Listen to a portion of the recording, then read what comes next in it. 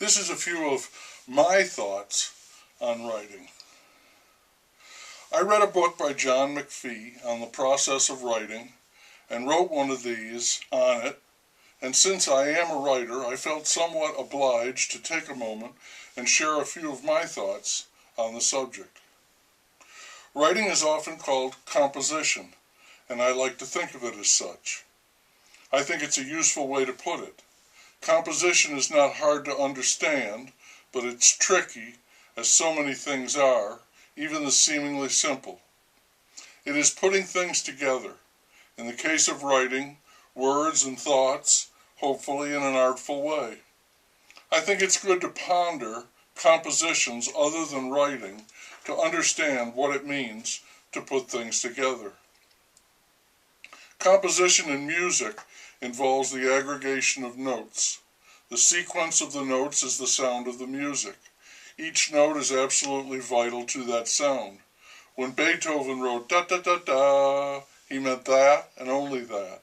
If you change any of those notes, say the last one, da-da-da-dum, it's completely different. Every single note in a musical composition is essential.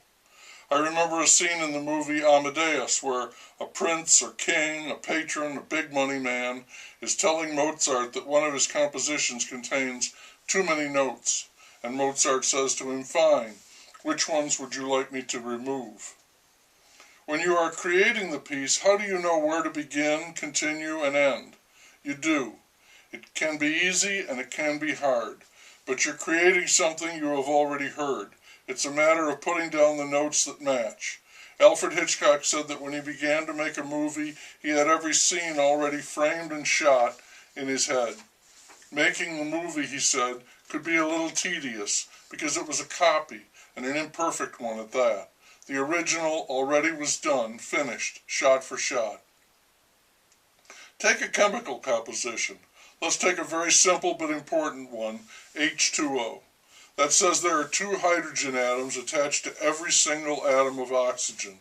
And if you've got that, you've got water. In nature, water forms all by itself because the 2 hydrogens and 1 oxygen atom have a great affinity for each other. They are stable in that configuration. They love to be together, and so we have an abundance of water, giving us the big blue marble we can see from space. Let's say there is an enterprising person who wants to make better water. She thinks that if she can add more hydrogen atoms to the molecule, it will improve the water. She's very ambitious, and so she sets out to make H17O. And she is frustrated. She can't do it.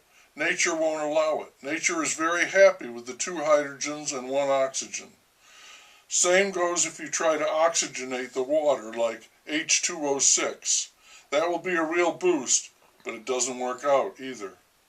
When you're putting things together and trying to make it very good, don't fall into the trap of thinking that adding more will necessarily make it better.